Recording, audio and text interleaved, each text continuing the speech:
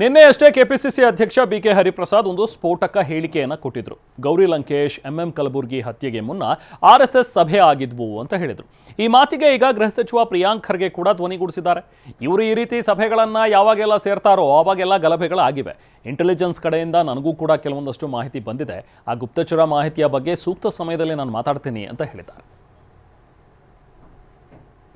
ಯಾರೇ ಕಲೆ ಇರ್ಬೋದು, ಘಟನೆಗಳಿರ್ಬೋದು, ಇದೆಲ್ಲ ಇತಿಹಾಸ ಇದೆ ಅಲ್ಲ, ಆ್ಯಂಡ್ ಎಲ್ಲನೂ ಎವಿಡೆನ್ಸ್ ಬೇಸ್ಡ್ ಅಲ್ಲ ಸರ್. ಫ್ಯಾಕ್ಟ್ಸ್ ಚೆಕ್ ಮಾಡಿ ತಾವು ದಯವಿಟ್ಟು. ಯಾವಾಗ ಇವರು ಕೂತಿದ್ದಾರೆ ಅವಾಗ ಏನಾದರೂ ಒಂದು ಗಲಭೆ ಆಗೇ ಆಗಿದೆ. ಅದು ಯಾವುದೇ ನಿಟ್ಟಿನಲ್ಲಿ ಇರ್ಬೋದು. There is nothing. ಈಗ ನನ್ನ ಹತ್ರನೂ ಕೆಲವು ಮಾಹಿತಿ ಬಂದಿದೆ ಇಂಟೆಲಿಜೆನ್ಸಿಂದ.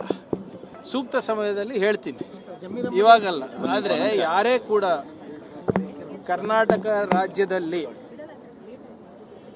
ಸಮಾಜದಲ್ಲಿ ಏನಾದರೂ ಗಲಾಟೆ ಉಂಟು ಮಾಡೋದಾಗಲಿ, ಶಾಂತಿಯನ್ನು ಕದಲೋದಾಗಲಿ ಮಾಡಿದ್ರೆ ಗೃಹ ಇಲಾಖೆ ಸುಮ್ಮನೆ ಕೂತ್ಕೊಳ್ಳೋದಿಲ್ಲ. ಅದು ಯಾವುದೇ ಸಂಘಟನೆ ಇರ್ಬೋದು, ಯಾವ ಸಮಾಜದ ಸಂಘಟನೆನೂ ಇರ್ಬೋದು. We will not allow any kind of disturbance in the society. ನಿಮ್ಮ ಹತ್ರ ಇರೋ ಮಾಹಿತಿಗಳು ಆತಂಕ ಹುಟ್ಟಿಸುವಂಥವಾ? ಹೇಗೆ? ಇಲ್ಲ, ಸದ್ಯಕ್ಕಿಲ್ಲ. ಈಗೆಲ್ಲನೂ ಇಲ್ಲೇ ಹೇಳಿದ್ರೆ ಮತ್ತೆ ಇಂಟೆಲಿಜೆನ್ಸ್ ಅಂದರೆ ಏನು, ಗೌಪ್ಯ ಕಾಪಾಡಬೇಕಲ್ವಾ?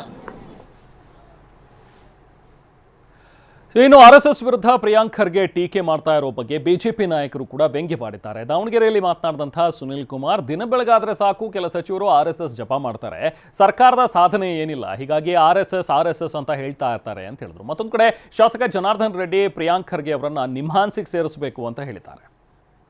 ಇವತ್ತು ರಾಜ್ಯದಲ್ಲಿರುವಂಥ ಕೆಲವು ಸಚಿವರಿಗೆ ಮತ್ತು ಕಾಂಗ್ರೆಸ್ಸಿನ ರಾಜ್ಯ ಅಧ್ಯಕ್ಷರಿಗೆ ತಮ್ಮ ಸರ್ಕಾರದ ಯಾವುದೇ ಸಾಧನೆಗಳನ್ನು ಮಾಡಿದರೆ ಅದು ಪ್ರಚಾರಕ್ಕೆ ಬರೋದಿಲ್ಲ ಮತ್ತು ಸರ್ಕಾರ ಸಾಧನೆಗಳನ್ನು ಹೇಳಲಿಕ್ಕೆ ಏನೂ ಇಲ್ಲ ಅನ್ನುವಂಥದ್ದು ಗೊತ್ತಿದೆ.